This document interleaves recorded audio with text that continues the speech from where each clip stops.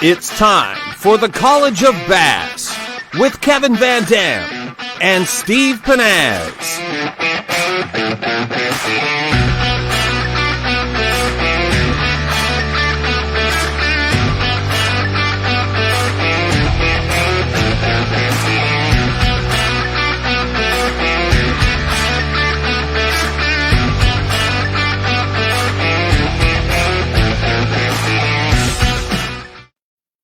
Hey everybody, welcome to College to Bass. KVD will be here in just a moment. Hey, our goal for this series is pretty simple. It's to help you catch more fish. And to do that, we're going to bring in some of the top talent, bass fishing talent in the entire world. That includes tonight our guest, Berkeley Pro Skeet Reese and Plano Pro Brent Chapman, so stick around. It also includes Kevin VanDam, whose fishing resume is absolutely insane. 28 tournament wins, 4 Bassmaster Classic titles, and $6.8 million in tournament winnings over the years. So it's very exciting to have him on board. Hey, let's bring Kevin on board right now, man. Kevin, how you doing? Doing great, Steve. Man, I'm so excited to kick this off. You know, you guys started with the College of Ice, and we're, it's that time of year, so we're right into the College of Bass. That's awesome. Hey, it looks like you're at a tournament right now. Yeah, I'm down in South Carolina. I'm at a Major League Cup this week. So luckily, these guys were nice enough to let me use their equipment and set so I could actually kick it off this week. So thanks to the staff here at Major League Fishing. So we're going to have a lot of fun, though. I mean, I'm so looking forward to this. The one thing that I love to do is help people catch more fish. And that's what this series is going to be all about. I mean, we are going to dive deep into a lot of the favorite topics. This week, we're going to talk about pre-spawn bass fishing, but every week we want to do that. We want to make it interactive. We want to, have people ask questions. We're going to have a lot of great giveaways. We got a lot of great stuff going on, but it's going to be all about learning to catch more fish. I love seeing all the comments coming in already. It's pretty awesome. Hey, you did mention a prize pack. We are giving away a prize pack every episode. It's a Plano prize pack worth almost $300. And Kevin, so how do people win this prize pack tonight? Well, it's really just about the putting in the questions. You gotta you want us to to follow us and to like the page.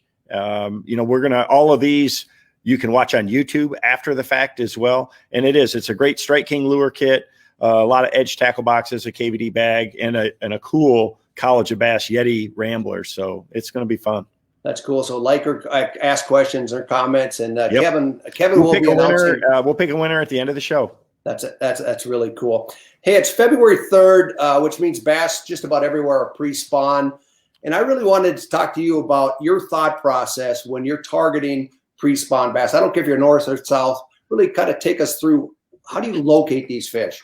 Well, the biggest thing during the pre-spawn, and it really, it's a little bit water temperature, but anytime before the fish are actually spawning, from that transition from the winter period to the actual spawn, that's kind of what I class it as this. So you kind of watch the weather, but what I'm looking for is those areas that fish are going to migrate in and out of the spawning flats or into spawning bays or shallow areas where they're going to eventually spawn, and try to find those holding points or stopping points, a channel swing or a point adjacent to a flat, or in weedy lakes, it may be an outside edge adjacent to a huge weed flat. Anything that's close, you want to think about where they want to head to, where they're coming from, and how they're going to have to get there, and then use the most efficient technique and lure to probe and search that area. And so part of it is searching.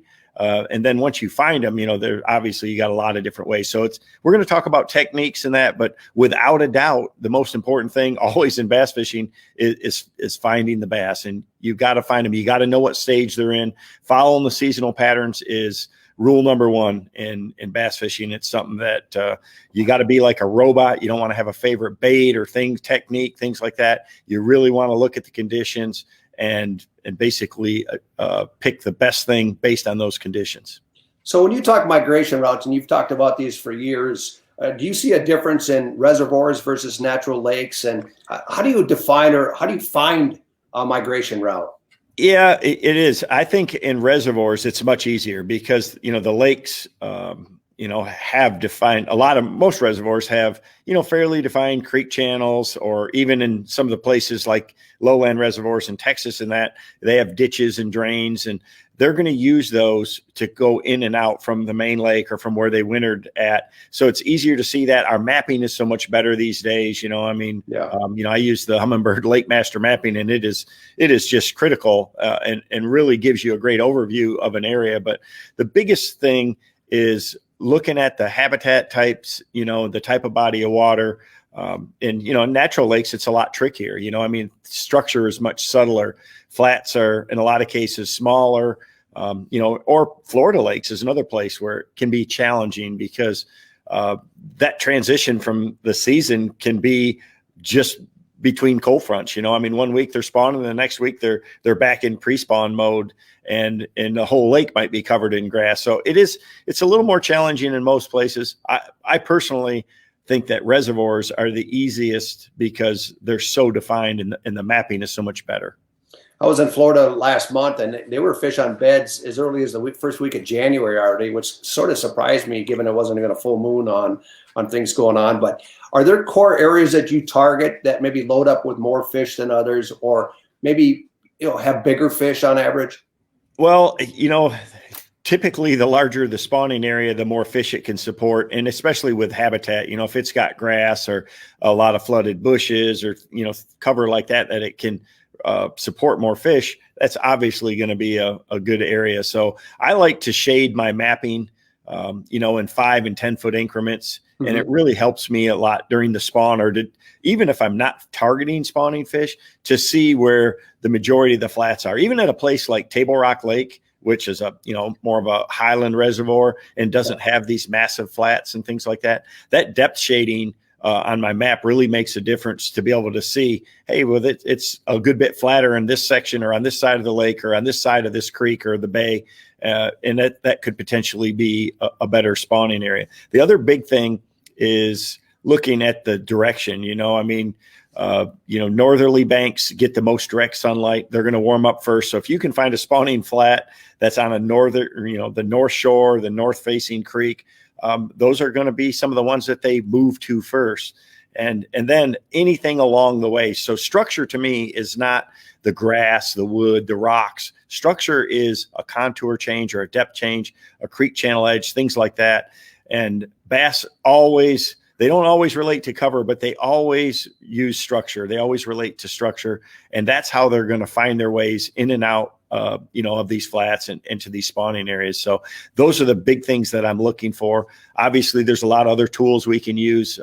One of the big ones now that you have a smartphone and you get on Google Earth, you can see places. In Florida, you might be able to see a backwater pond at Lake Okeechobee or someplace like that, or down in the Delta areas, down in Louisiana and that, where you can see there's a protected place that might warm up a little quicker. Yeah. And you might even see the little channels, how they can go in and out of those areas.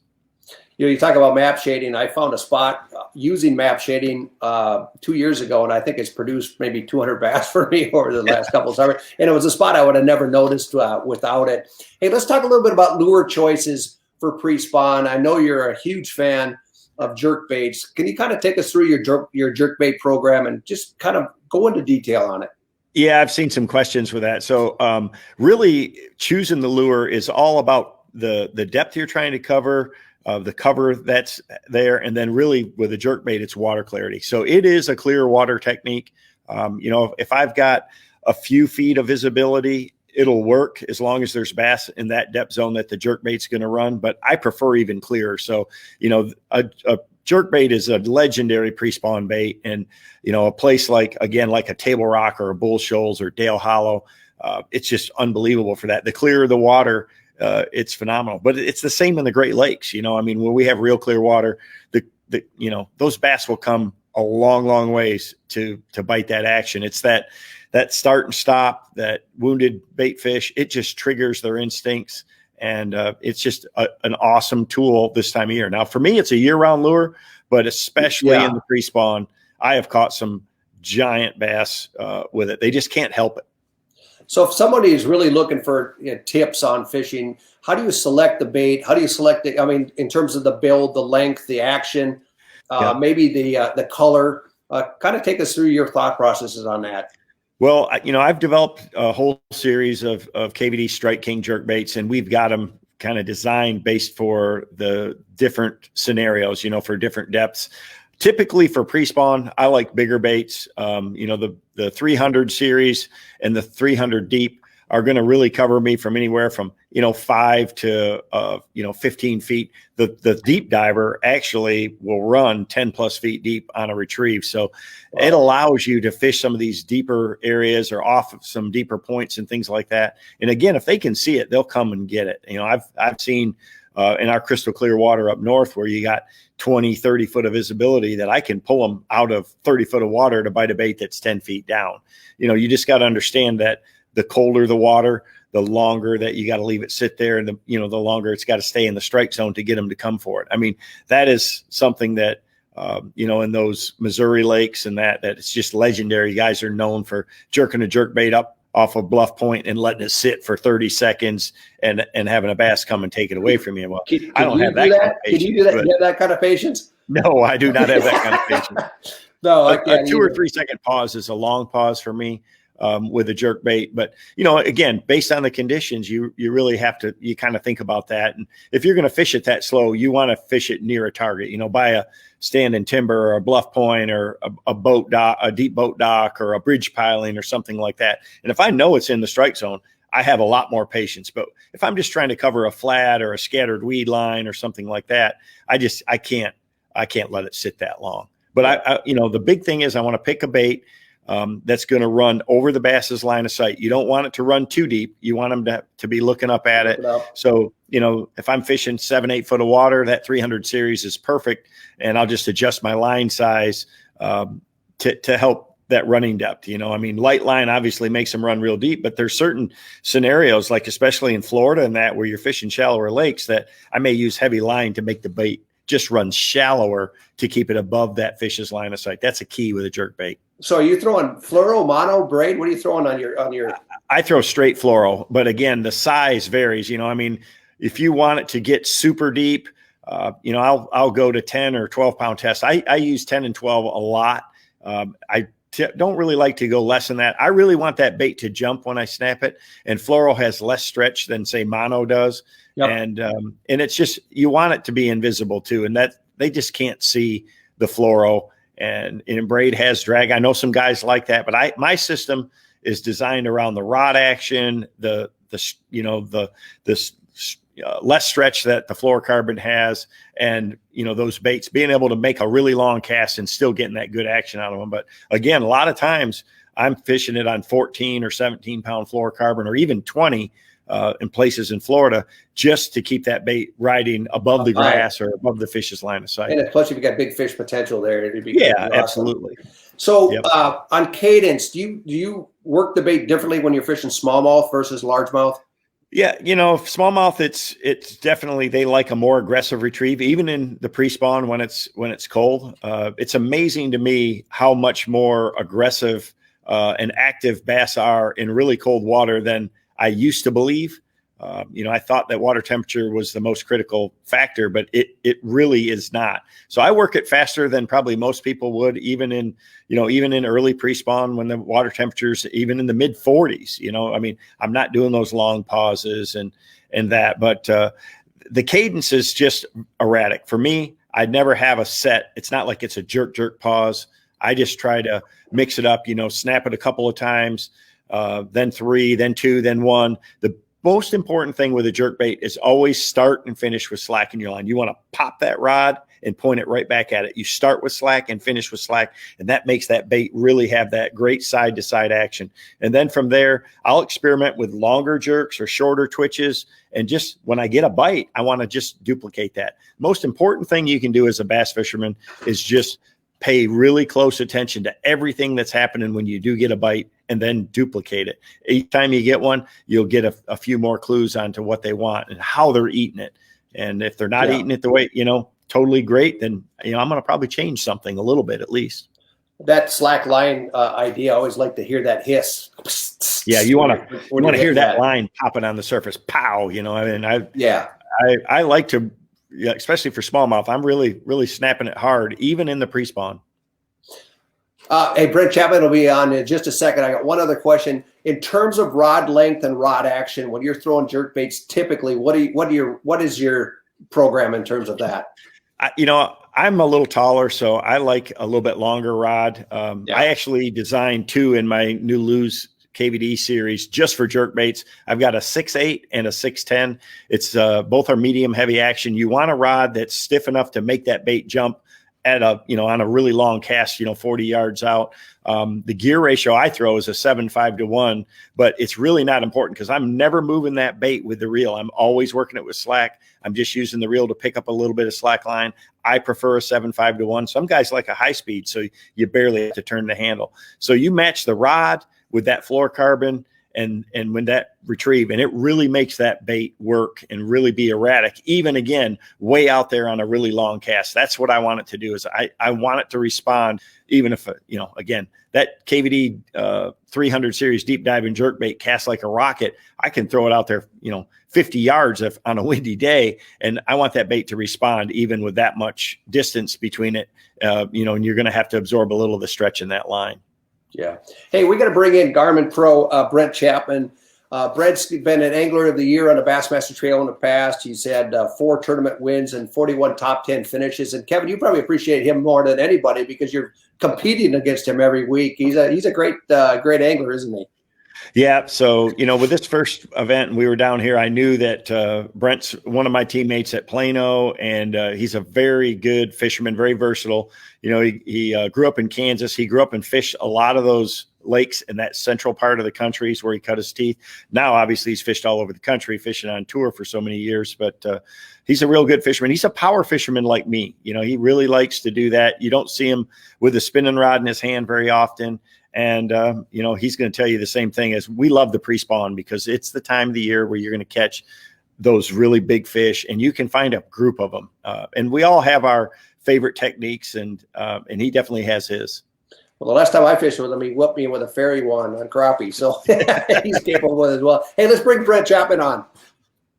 Hi, guys. Brent, how are you doing, man? I'm good. Good to see you guys. And it's funny, we're talking bass fishing, and I was watching the weather while we were looking at, and I probably need to be looking at ice fishing here in the Midwest with the weather we've got coming. Yeah, we've got some brutal weather headed this way. It's going to be hideous. Hey, welcome to College of Bass. We've been deep into pre-spawn fishing today, and Kevin's been really sharing his techniques for jerkbait fishing. Kind of take us through your approach in terms of pre-spawn, and what is your favorite lure choice, and how do you fish them? Kevin definitely touched on a lot of the bullet points with pre-spawn and the places to look for them, and a jerkbait is a lot of guys' favorites, and I got to touch on something that I really noticed that Kevin touched on. Kevin, we all know Kevin as being a fast fisherman, even in the early spring like this. And I grew up fishing in the Midwest on the Ozark Lakes and all that. And Kevin touched on how a lot of times we'll let a jerkbait sit for 20, 30, 40. I even caught a bass one time where I was literally watching my watch where you would let it suspend for 60 seconds before they bite it sometimes. And it's crazy. But Kevin touched on the smallmouth, how they're a lot more active when it's cold. And I've never got to experience the natural lakes like they have up north in Michigan and all that in pre-spawn. Every time we ever fish north, it's late spawn, summertime, or fall fishing. But and that's one area that I'd like to try to do sometime is do that early pre-spawn fishing up on the natural lakes. But for me, just like Kevin touched on, is I'm a power fisherman. I love to fish the bait casters. I don't love spinning rods as much. I like the heavier line stuff. I like to fish fast. And, I love jerk baiting as well. But another one that I love, and a lot of that I give credit to Kevin, what you learned from him over the years. And that's shallow cranking. Square bills, the square bills the last, probably 10 years or so have really come on strong. And, there's not a tournament we go to or even a practice where I don't have some form of several different square bills tied on. Yeah, you're spot on there. I mean, you have to look at the water clarity and that's where I'm a big crankbait guy for pre-spawn too. And they're so good because you can pick the crankbait to cover whatever depth zone that you think the fish are in or whatever the cover is. And like you say, so often when they first come up, they're in that square bill zone. So, we're all fans of it. We all like to use them in that. But what is one of the main tricks that you like to do during this pre-spawn period when you're trying to find bass with it? I mean, with boat positioning and that, I know you want to be as efficient as possible. So, and they're good in a lot of different types of cover. Yeah, you definitely touched on that earlier about mapping, and my Garmin's have great mapping. I know yours do too. And the big thing with a square bill is the versatility of it and the speed that you can fish and cover water. I mean, you can be on a more of a flat bank, and you just keep the boat out a little bit farther, in the depth range. But that bait's going to cover that depth range from a foot deep out to 4, 5, 6 foot deep, depending on where you're fishing. But then as you get to those steeper 45-degree banks and stuff, you just get your boat a little bit closer to the shore. But as long as that bait's typically contacting the bottom, it's just a great way to go down the bank just like you do, trolling motor on high, really covering a lot of water. And I think that's one of the biggest things is covering water. And then when you do find a fish or two, you always save a waypoint, because typically you can go back to those places and catch some more fish on those square bills, or even the square bills will show them, and then you can catch them on other baits as well. What are you throwing those on in terms of the line, pound test? Are you going fluoro, or what are you throwing them with? Yeah, I'm a fluorocarbon line guy when it comes to square bills. I'm a gamma fluorocarbon guy. I've been fishing with them for many, many years. If I'm using like the 1.5 series square bills or something smaller, typically 16-pound gamma fluorocarbon. If I get into the 2.5 series sizes or bigger, they're typically going to be on 20-pound gamma fluorocarbon. And the biggest thing that I've learned, the more I do this, and Kevin even touched, using heavier line on jerk baits, is especially when we're in tournaments. When we're in tournaments, now we're fishing for 2-pound minimums. You want to give yourself every advantage that you possibly can, and I want to use the heaviest line that I can get away with. And with a crankbait, I can adjust the depth of that bait, but just by how I hold my rod. If I hold my rod up here high, that bait's going to go maybe a foot or two shallower. But if I get that rod tip right down to the water, I can get another foot or two out of it.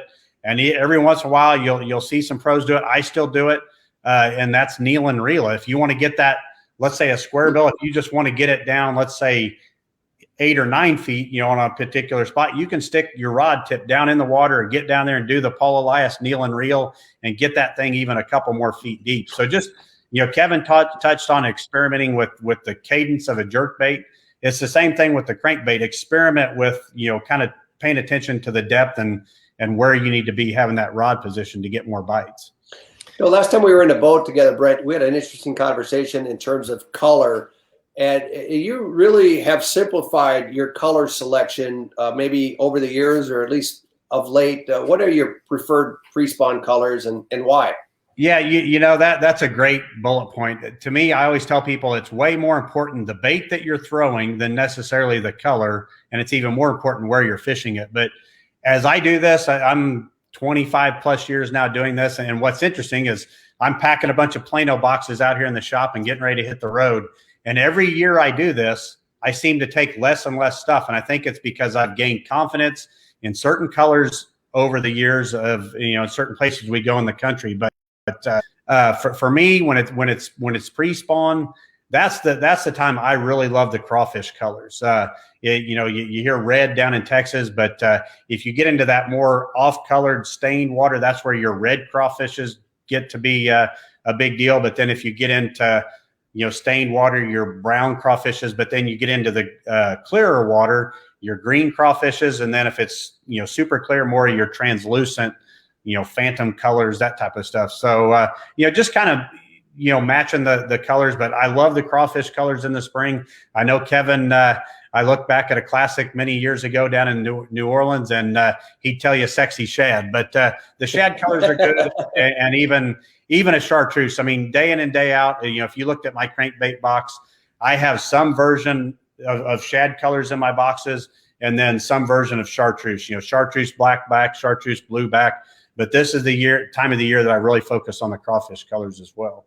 Kevin, do you agree, or do you follow the same process? Yeah, you want to match the hatch, and a lot of it is understanding the lake that you're on and what the natural forage is. Where I live in Michigan, for instance, the primary forage in our natural lakes is bluegills and crawfish, and so those patterns work. And actually, they're almost like a chameleon in these clear water natural lakes. The crawfish are, so they're going to blend to whatever background that they're in, and the same with the bluegills. So if they're in green milfoil, man, it's hard to beat colors that are those, green pumpkins, the same colors as the bottom.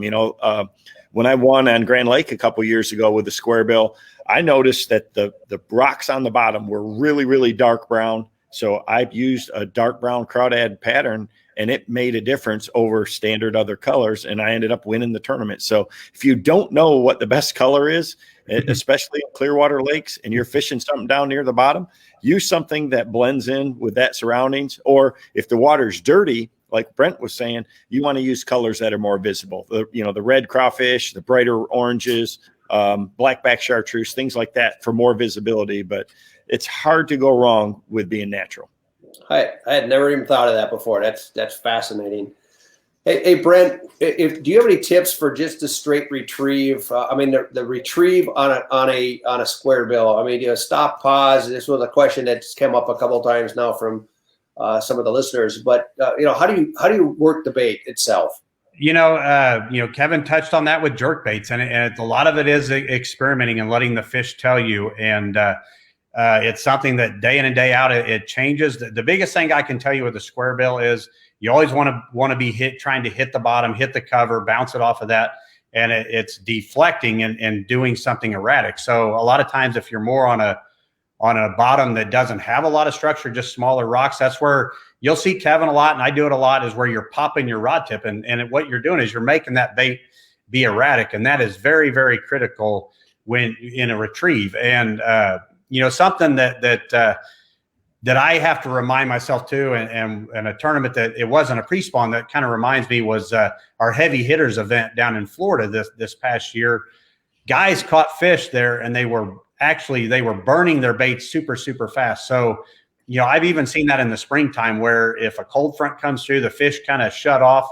Guys that are catching maybe on a lipless crankbait or even a square bill, is that sometimes you think that you have to slow down, but sometimes you actually have to speed up to get those fish to react. So every day is different, and you've just got to experiment and kind of see what the fish want, that particular day. But a steady retrieve on a square bill, you typically can't go wrong as long as you're bumping it off the cover or bouncing it off the bottom. So what retriever ratio are you typically using? I'm a Cast King rods and reel guy. I use their Bassinator Elites, and they're an 8-4-1, so they're a pretty fast reel. Yeah. So I've learned, early in my career, I was all about using slower gear ratio reels, but my buddy Aaron Martins, him and I spend a lot of time together, and he uses super high speed reels on everything. And the more, I think it's just more time on the water, more what you get comfortable with. And I've grown comfortable with that higher speed reel. And I learned a valuable lesson about using high speed reels last year. And I hate to admit to my mistakes, but I think that's what people can learn. Is last year I caught a lot of fish on a bladed jig, and I was throwing a bladed jig on a 6-4-1, something where I could really work that bait slower and really get a lot of feel out of it. And I actually lost 2 valuable fish last year at the Lake Fork event. One of them, a fish came up behind me. I just caught a 5-pounder, threw the bladed jig back out there, and another fish hits it and darn near jerked the rod out of my hand. It slipped out of my hand. I catch back up with it, and that slower gear ratio reel, I could not catch up with the fish, and it literally just kept coming to me. I finally catch up with it, and it just spit the bait out. And then in the finals, I had it happen again. And at that point, I said, I've got to train myself to fish this bait on a higher speed reel. So now I throw it on 8-4-1, and it's kind of the same thing with the square bills or whatever you're fishing. I think it's important, if you can get away with fishing a higher speed reel, I think you're going to have a lot more success, just like I said, with landing fish, or if you're trying to get a bait to act a little more getting a bait to react a little more erratically, you can do it with a high speed reel. Wow. And in terms of rod actions and length, what are you running for typically when you're running your? I'm like I said, I'm a Cast King rod guy as well. I use their Pro Series. The Speed Demon Pro Series. They've got a 7-foot lipless cranking rod that I love for the bigger square bills, the 2.5s, that kind of, and then the 1.5s I'll throw on what they call their crankbait rod. It's a 7-foot. And then they've also got a 6/8 square bill rod. So if I'm in tighter quarters, maybe around docks or laydowns, I'll throw that, 6/8, just a little bit shorter rod for the tighter places as well. Wow, great information. Kevin, any more you want to add or with Brent?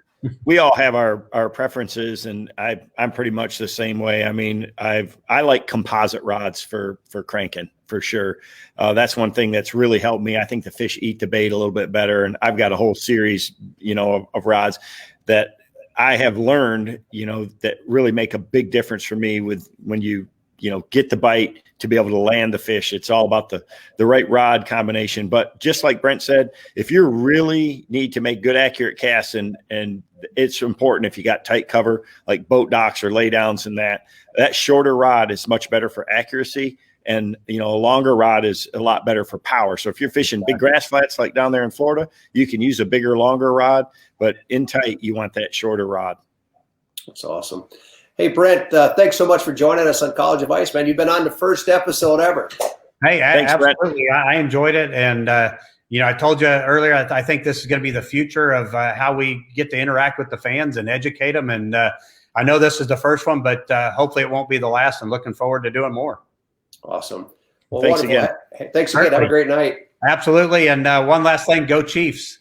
You had to do it. See you guys. Bye. It'll be a good game this weekend for sure. Coming up, Super Bowl coming up in that. But are you rooting for one team or the other? Kansas City guy. Who are you rooting for? I have some friends that really like the Chiefs, and they're a really good team. I think they're going to be hard to beat, but I'm a Tom Brady guy. I'm not a Patriots fan, but I'm a longtime Tom Brady fan. He grew up in Michigan. I got to meet him at the ESPYs back in 2001 when I won an ESPY. I got to spend time with him and his family, and I've been a fan ever since. He is down to earth, super good guy, and obviously look at his record. He's the greatest of all time, and so I'm rooting for him. He's a little older like myself. We all want to win again, so he's very inspiring. It'll be a fun game. Hey, our next guest is one of the top 5 tournament money winners of all time, with more than $3.4 million. He drives the best truck on the circuit. I think that thing is a 700 series or something for it. It's pretty cool. He's got a giant truck. He makes a statement. He's black and yellow. I mean, you can tell when Skeet, his boat or his truck, his rods, everything. He's latched onto that a long time ago. He's a longtime friend of mine, really good fisherman, another power fisherman. You see how we got a lot of power fishermen on when we're talking about pre-spawn bass, and he's got one of his favorite techniques. Now, there's a lot of different ways you can fish during this time of year, and we're covering, just a few of them. We're trying to get a lot of details in. But Skeet is very good with bladed jigs, and that's some of the things we're dive into deep when we get him out here. Let's bring in Skeet Reese. What's up, guys? How you doing, man? Skeet? I know. Kevin's on camera with his glasses on. I'm like, I can't see this little screen without it, man. yeah, I'm just not wearing mine right now. It's okay. Yeah. Hey, Skeet, we've been covering a lot of pre-spawn bass, and obviously you've had a tremendous amount of experience with it. You've won, the Bassmaster Classic in the past. You've won Angler of the Year in the past. But kind of take us through some of your lure choices for pre-spawn, and how do you rig them? How do you fish them? Gosh, Steve, that's a great question. I know it sounds simple, but then when you ask me a question, my head goes boom, because as we travel around the country, we come across so many different situations around so many different fisheries around the country, north, south, east, west, and there is no one set rule that works for the entire country. But as a whole, I start thinking about 2 types of lakes that we're going to fish. You're going to fish man-made or even natural lakes that has a lot of hardscape, a lot of hard cover. And then you get into some lakes that have actually grass in them. So if I'm looking for a pre-spawn fish, If there's grass present in a lake, a pre-emergent grass that you can find, those fish will definitely be there. If you don't have the grass, then I'm looking for hard cover. Rock, I think, is the number one key thing that you want to look for in any type of body of water, unless it's got grass. And if you can find a pea gravel and some milfoil hydrilla mixture, then that's going to be great for the grass lake. So the techniques kind of change a little bit depending on where I'm going. But the two that I look at now, and I've probably won, I know a lot of people think, oh, I'm a swim bait guy, power fisherman, which, I've been fortunate to do well with that. But I probably won more money in my career with a flipping stick or casting a jig than I have done anything. And so I look at a pre-spawn bite that a jig is, I don't know if there's anything that's caught more big fish across the country year in, year out in pre-spawn than a jig. You hear so many of those teens being caught on jigs. It's a deadly way of catching them. Obviously, the bladed jig has come on popular the last few years. And, the one thing that I always, and I learned this a long time ago, and I'm still believing this, that in pre-spawn, the two things I'm looking for is either, you're trying to imitate is crawfish and bluegill. Those are the two things that always seem to be present in wherever we're going to find pre-spawn fish. Obviously, you get into herring lakes. Herring lakes are a little bit different, where the herring will run back up in the creeks in super shallow water, and 40-degree weather and 40-degree water temperature, in fact, bass will be schooling on them. So take herring lakes out of the picture because they don't make sense to me sometimes. Yeah. So we're going to go back to traditional. And if I'm looking at pre-spawn, I love little, anywhere you can get some type of 45-degree break, little drop off, rock transitions. Kevin and Brent were talking about the Ozark Lakes, and but that holds true to whether it's Lake Shasta, Northern California, Santee Cooper. If you're up in a creek, it could be anywhere where you have those rock transitions, a little bit deeper break. The colder the water is, and the more vertical, I believe those fish want to have that rock. I don't know if they snuggle up next to it just for warmth or whatever it is. But I still believe that it's crawfish and bluegill that I'm trying to imitate to catch more fish consistently throughout the country. And I learned this from one of my fish and game buddies maybe 30 years ago. He was a biologist back, and I'm holding his word that this is the truth of it, that female fish, female largemouth, and I would happen to think that spots and smallmouth are the same way, tend to want to eat more crawfish in a pre-spawn because the calcium in the crawfish shells helps build the eggs. I guess it helps. I don't know if it's not fertilized. I mean, obviously that doesn't do that, but the calcium in the crawfish helps mature the egg, makes the egg stronger. I don't know the exact word for it, but I know that when I learned that, I was like, so that does make sense. I mean, that's why you see and hear about so many big female fish getting caught in pre-spawn on jigs. They don't want to chase all the time. So a crawdad, they can just lay there, or a crawdad crawls out of the rock, suck it up, Scooby snack. So Skeet, you're obviously using a craw type trailer on the jig. Which is your preferred trailer? So my new favorite trailer, it is hands down, it's the Berkley Maxent chunk. There's a lot of good trailers out there, a lot of action. The colder the water is, the less action I actually want out of a bait. So the old chunk style, and that's where the Maxent chunk, it's just kind of it doesn't do a lot, but the scent in itself is something that, when you look at it and you see the science of it, and you watch how it disperses scent in the water, there's nothing like it. So when the bite is tough and you got one that's just down there nosing on your jig, looking at it, and he's going, yeah, I'll eat that. So I'm a firm believer that Maxent helps in that situation. My Jig Color Selection is pretty simple. It's brown, it's black and brown, black and purple, and black and blue, and that's pretty much my jig combination. Now, no green pumpkin. What's that? No green pumpkin? Now, I'm usually a black or black and brown is my go-to. Not black and yellow? Come on, no black and yellow. So, and the line situation varies on the size of the jig you're trying to fish. If I'm going to fish a little light wire jig and make long cast, I'll fish it down as low as 12-pound test. But if I'm going to throw a flipping style jig that's got a 5/0 hook in it, and 12-pound test isn't the right line to be able to get a good hook set with a jig like that. So that's where you're going to, I'll step up into 20-pound test. And if I'm flipping, I'm going to flip that same jig and pitch in the cover on 25-pound tri-lead fluorocarbon. That's my go-to flipping line. And then 12, 15, and 20 for casting my jigs. Now, switching over a little bit and getting back to talking about bladed jigs. If you got pre-emergent grass, for years, and Kevin's probably won more money on a lipless crankbait than most of the world. And lipless crankbaits are dynamite, and that's another it's another tool in the queue that we have to have in these situations where you have pre-emergent grass. But the bladed jig in the last 10 years has come on, and really the last 5-6 years, like it's taken the nation by storm, and realize how effective a bladed jig is in pre-emergent grass.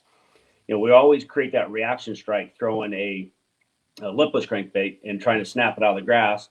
And fish that are lethargic, you create a reaction strike, they're going to grab it. When you do the same thing with that bladed jig, and it actually comes through grass super efficient. So learning that a bladed jig is a great imitation for a bluegill, a crappie. It can be crawfish. It could be it's a dark pattern traditionally that I'm going to fish in the pre-spawn. Green pumpkin is probably my number one. I'm going to have a green pumpkin with some orange, some green pumpkin with some chartreuse. I'm going to go black and blue, and those are like my core colors that I start with. I'm going to run with. Now I can mix up the combination with my trailers, and I designed a bait for Berkeley. It's called the Deal, and it is it's the Deal. I designed it. There you go. There's a great picture of it. I designed that bait specifically to be a bladed jig trailer, and it's a vertical tail that has a unique swimming action, more of a natural swimming action than anything else. And there's some good trailers out there, but that one I designed strictly for a bladed jig trailer. Are those the same legs as the Pit Boss, just turned? Similar, yeah. They're tweaked a little bit, but that's where I got that from. Is the Pit Boss has been such an amazing, successful bait and fish catching bait. So why not take some of the technology from that, incorporate it into this? And the deal there is, it works great by itself. You can put on a jig head, a weedless hook, but originally it's for a bladed jig trailer. But if you want to, if I'm going to go fish a bladed jig and pre-spawn, I'm going to be back up in a creek or the inside corners of a flat where there's going to be some pre-emergent bass or pre-emergent grass that the fish are staging into. I think, we've all watched Kevin catch them on a lipless crankbait, and the bladed jig is kind of one of those new tools to do that. So you're going to fish it in anywhere from 2 foot out to about 10, 12 foot of water, depending on the lake you're in. But typically you're going to look in those creeks, backs in the creeks, even though my water temperature be 45 to 55 degrees, they're still going to bite a bladed jig. The biggest thing you want to make sure is you're getting that jig down into the grass and deflecting it off the grass and popping it out, just like you would a lipless crankbait. So I'm going to fish that typically on a 7-foot medium action graphite rod. Some guys like glass, whatever. I like graphite on a bladed jig because I like that feel and that quiver of the rod tip. And line diameter determined. So if I'm going to fish real thick milfoil, and I actually like to fish a bladed jig on braid. So 30 pounds spider wire, Berkeley braid. And that way you actually can snap it and pop it and clear it out of that grass real efficiently. The biggest thing you've got to make sure that you do have a lighter action rod for that, so you don't pop the hook out of a fish or straighten the hook out. So I don't know what's going on. But go back to looking. Steve, one question. Lighter line to get it down deeper. Yeah. Just like they're talking about with crankbaits and jerkbaits. I've got a question for both. Actually, Kevin, I'd like to ask you this. Has the bladed jig replaced spinnerbaits? Boy, it sure has changed fishing a lot. So one of the big things that I think is that now that we have all the tournaments are live streamed and we got a camera in our boat when you're doing well, and bladed jigs have become, a mainstay lure, and people can watch and see how they're fishing them or whatever technique that it is. The big thing now is we have so many tools for the same job. Skeet was talking about for this crash, you can use a lipless crankbait, you can use a square bill, you can use a bladed jig, you can slow roll a spinnerbait.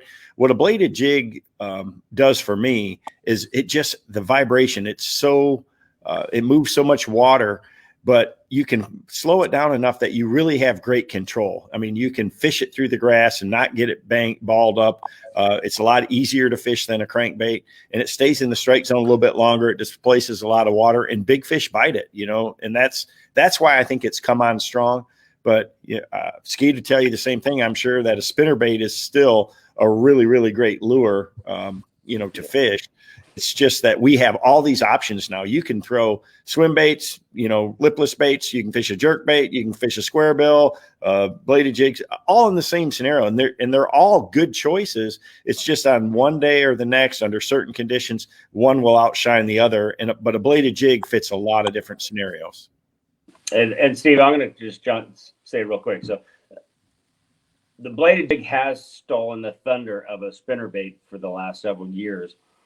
But I did notice this last year that a spinnerbait really did show itself again in a lot of tournaments. And there is a time and place for a spinnerbait. It's one of those tools that is timeless. It'll be a fish catching bait forever. And the one thing I would say this is, like, if you're in shallow brush and those fish are staging up in buck brush or lay down, something like that on a pre-spawn situation, that's where a bladed jig does not shine. And you get it around wood, they're pretty snaggy, and that's where a spinnerbait would take over, and is much more efficient to get through wood than a bladed jig. Hey Kevin, I got a funny story I got to share. Skeet over in Wisconsin, I think you remember this. We pull up to a bank angler, and he says to Skeet, he says, "What do you think of my lure?" He had some pink. It was a pink worm. It was like this long with spinners sticking all over it. And he said to Skeet, he said, "What do you think of my bait?" And Skeet says, "That's the ugliest thing I've ever seen in my life." And Skeet, what happened after that? He caught a 4-pounder, right? Off the shore. I was like, oh crap. I was like, it just goes to prove it. Sometimes they will hit anything. So it was fun. That's when you know the bite's really good. Yeah. Yeah. So Skeet, where you head to next? I'm actually going to be Lake Okeechobee for the Major League Fishing Pro Circuit event. This will be the kickoff event. Excited. Hoping to get some warm weather. I'm wanting some tan line for my flip flops on my feet, and hopefully in the end catch some big ones down there and have a little fun. That's awesome. Hey, we really appreciate you coming on College of Ice tonight. Thanks so much, and good luck this season. Thank you. I appreciate it, guys. It's I'm honored. When Kevin called me and asked me if I'd be part of this, I was honored. So thanks for letting me be part of the first, and hopefully one of many more to come for you guys. And if I can come back again, give me a call. But much appreciated. Good luck to both of you. Hey, thanks, Skeet. I don't want Kevin to catch him. Yeah, hey, Steve, you said College of Ice again. He's so used to saying College of Ice. I said we don't. It's pre-spawn, but we don't want any ice or that. It's been cold all week down here in South Carolina, and that's a challenging thing. This time of the year, the weather is everything. Watching that weather, the one thing I'll tell you about every professional bass fisherman, they are fanatics about the weather. We've got all the different apps. I've got them all. I mean, I have a bunch of different weather apps on my phone. I'm looking at my radar. We're trying to predict the future. And that's really a lot of what you have to do during this time of the year is look at those trends and base your first initial guesses, when you're going out searching for bass based on the weather or what the weather is going to be. I have to practice a lot of times, for that, future tournament or, for that time on the weekend. So you want to look and see what that trend's going to be and start thinking where the fish may be or might move to based on whether it's good weather or bad weather coming. That's 5 P's. Proper preparation prevents poor performance. Yeah. Well, hopefully you get some good weather down there at Okeechobee. I hope so. All right, It's a guys, great have trip. great It's one of night. my Thank you for favorites. having me. Remember the sunscreen, man. We'll see you later, Skeet. See ya. See you, man. Kevin, at the Classic a few years back, I don't know if it was South Carolina, North Carolina, it was so cold there. You guys had to float your boats just to get the boats to unfreeze from the trailer. Is that kind of what you're talking about? Yeah, I mean, the biggest thing, if you're in a cold area, like, you and I both live in the north, and the cold doesn't affect the northern fish as much because they're more used to it. When cold is really bad is when you're in the deep south. If you're in Texas and you get a major front and it really drops the water temperature, especially in Florida, those shallow lakes down there, you get a 32-degree temperatures down at Okeechobee. It's no fun at all. It really affects those fish. Where in Michigan or even in Missouri or Tennessee, it just doesn't, it doesn't affect those fish, especially deeper fish. The water temperature doesn't change 10, 15, 20 feet down, but in shallow areas it is. And those big, strong winds can really move a lot of, colder water into areas and things like that to where it can be a real problem and change those fisheries. So it's just important to really watch those weather trends. So talk a little bit about the effect, specifically pre-spawn. You've located fish. You've got a rising temperature or a falling temperature. How do the fish react? How do you respond to those situations?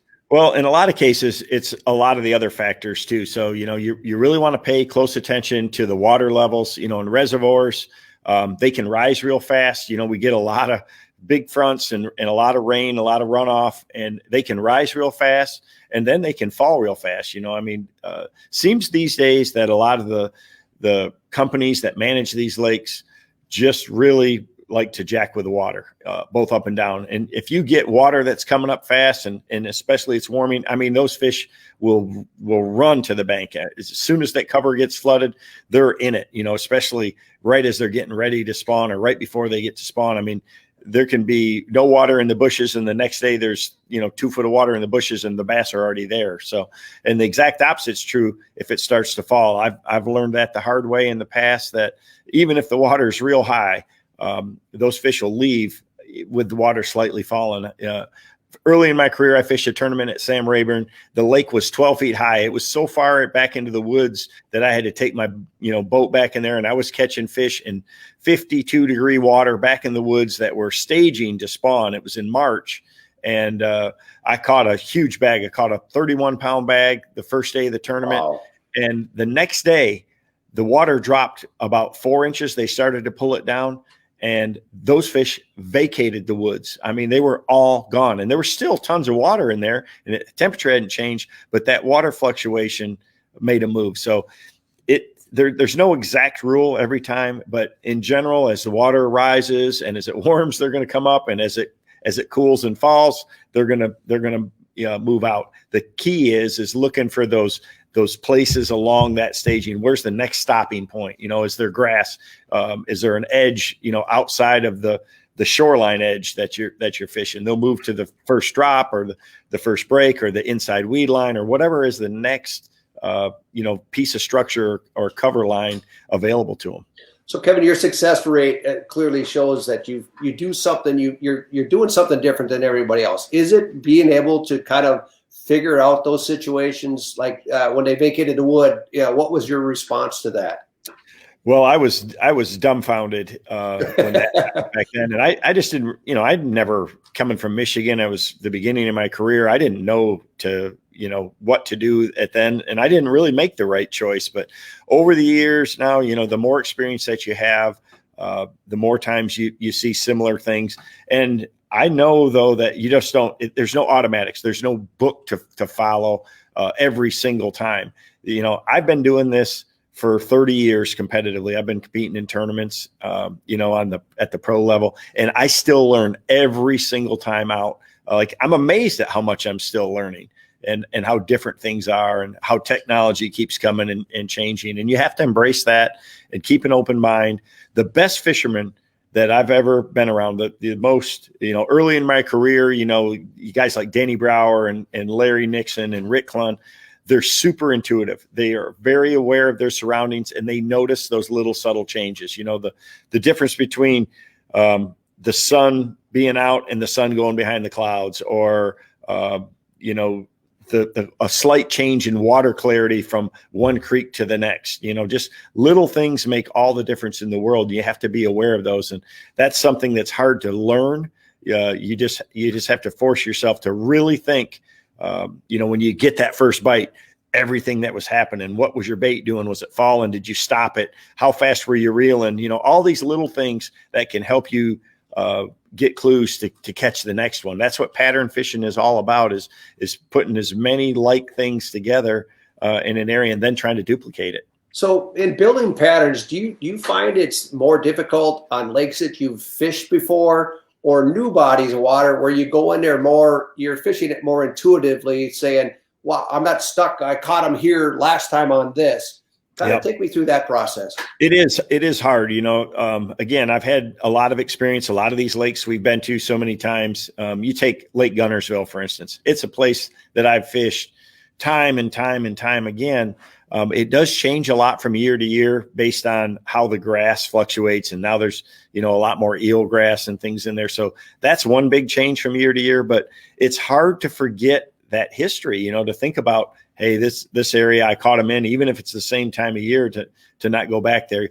It's better for me, or I seem to do better if I go in totally open-minded. I love fishing new bodies of water for the first time because you go with a blank slate, and I just follow that same method system that I've used my whole career. I wrote a book about it, following the seasonal patterns and time of the year and what you do under certain conditions and things like that, and going open-minded like that. And that's the best way to do it. When you do have experience, it's helpful because you know the lay of the lake, and that's important. So I always take the experience, but I found a lot of times that thinking about the past has burned me.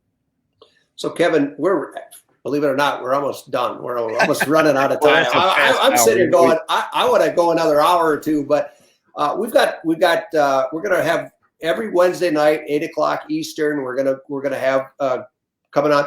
What are some of the topics that we're going to cover in the next couple of weeks, several weeks? Yeah, so we're going to try to cover a lot of different things, and you can, all the fans that are watching, you can send in some of your questions, some of the things you'd like us to talk about. I want it to be timely. So right now we started off because it is kind of the pre-spawn season for most of the year. Our guest next week is going to be Ott Defoe, and Ott is one of those guys that's really good at finding hidden spots. He's known for using a jet boat and going up in creeks, but he's also really good with his Nitro Z21 about finding places even on your home lake that are overlooked by other people, and that's so we're going to talk a lot about some of that thing, some of our little tricks. Everybody is looking for an edge. They're looking for that secret. They're looking for something that can make a difference. And that's what we want to try to do with this show, is to help people be more successful when they're out there on the water. And we're going to cover a lot of different things. We'll talk electronics. We'll talk, techniques. We're going to talk equipment. We're going to talk patterns. We're going to mix it up. We're going to have different guests each week to try to really do that. But we want the fans to be involved, and we want it to be helpful. So Kevin, next week, Bass, we want to teach. Yeah. So next week, what I would like to do is a lot of the questions that were asked this week, we'll bring them into the show and give you a chance to answer those, and maybe I have Ott involved in that as well. Hey, Kai, we're going to need to pick a winner tonight, so give us some options on that, and we'll go forward with that. Kevin, one other question that came up that I just saw is there a color that you tend to go to other than sexy shad, but is there a color that if someone was limited to one or two colors fishing, say, northern waters or southern waters, what would your number one choice be?